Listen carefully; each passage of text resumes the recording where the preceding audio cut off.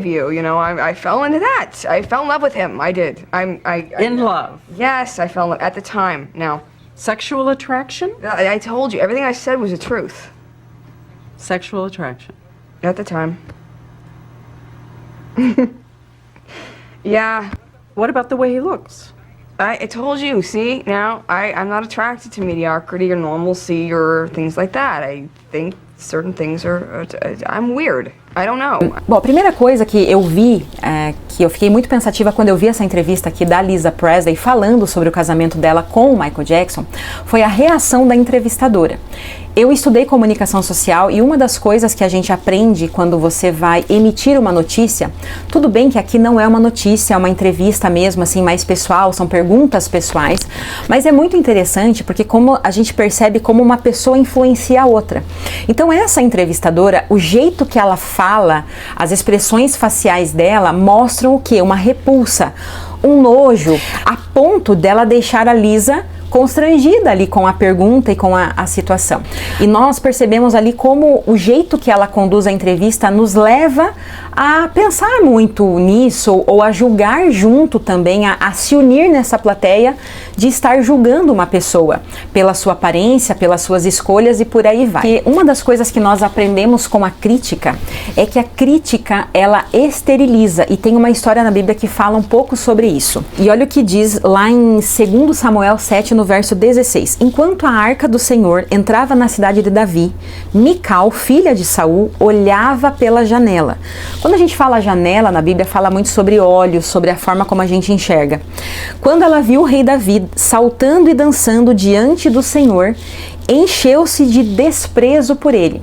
Lembra de uma coisa, Mical era esposa de Davi, a princípio é a única mulher mencionada na Bíblia em que fala que ela amava um homem, ou seja, ela amava Davi.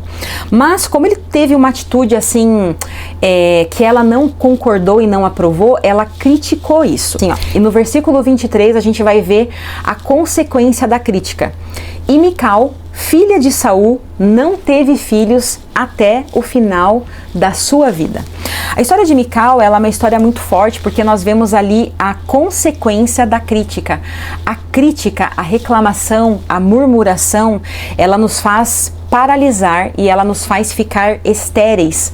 Ela faz a gente não multiplicar a vida, a beleza que Deus colocou em nós.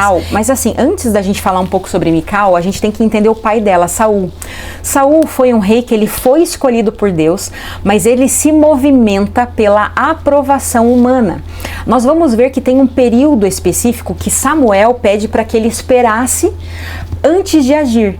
Só que nós vemos Saul preocupado com a opinião do povo, com o que os outros iriam pensar dele, e o que ele faz? Ele se move antes de ser autorizado por Deus e pelo profeta Samuel. E ali a gente começa a ver que ele começa a declinar.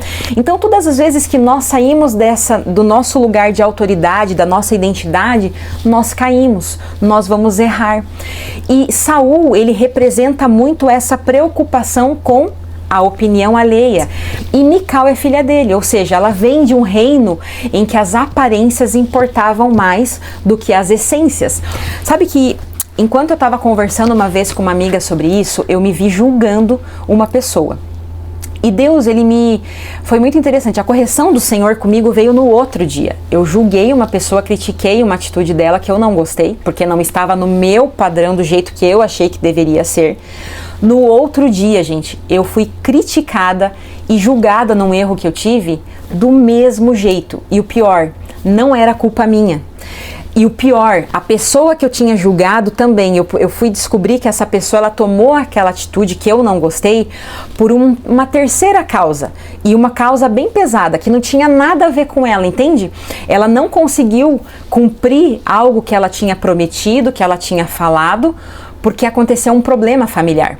E a mesma coisa aconteceu comigo. Eu fui julgada por uma situação, por uma pessoa, e a culpa, digamos assim, eu não tinha uma responsabilidade sobre aquilo. E ali Deus foi muito, assim, direto comigo. Ó, todas as vezes que você julga você vai ser julgada. Tem até um verso na Bíblia que fala isso, que nós seremos julgados da forma que nós julgamos. E uma das coisas que nós vamos entendendo em relação à crítica é que nós tendemos a criticar e a julgar uma pessoa ou uma situação, um lugar, quando nós não conhecemos ou quando nós não temos informações suficientes. Nós criticamos muito de forma superficial pela aparência. Eu critiquei essa pessoa, por exemplo, ela não fez isso porque ela realmente é uma descomprometida. Ela sempre esquece as coisas. Só que, gente, naquele dia, essa pessoa ela teve um motivo muito forte para agir daquela maneira. Só que eu, na minha imaturidade, na minha crítica, eu fui precipitada. Então nós julgamos situações, pessoas muito precipitadamente. Nós julgamos porque nós não conhecemos a fundo. Lembrando que cada pessoa é um universo. Eu sou um universo. Você é um universo de situações, de possibilidades. Você é uma junção do teu passado com o teu presente, com expectativas do futuro. Então como é que eu vou julgar uma coisa que eu não conheço, que eu não vi, que eu não presenciei? Só que nós fazemos isso o tempo todo, sentados na janela da nossa vida, às vezes com o celular na mão, criticando a vida dos outros, julgando escolhas, julgando situações. Um outro entendimento sobre a crítica. Geralmente a crítica está quando nós não sabemos quem somos. Porque quando eu sei quem eu sou, quando eu reconheço o meu lugar, a minha identidade, o meu lugar de autoridade, eu vou saber que eu posso responder por uma única pessoa, eu mesma. Quando eu tô julgando, olhando a vida do outro, cuidando da vida do outro, eu saí da minha posição de quem eu sou e eu tô tentando cuidar, criticar, palpitar a vida dos outros. Então eu perco, eu caio, eu vou errar quando eu saio do meu lugar. Então aqui fica também esse aprendizado com a crítica. E além disso, como nós vimos na história de Mical, a crítica, ela esteriliza.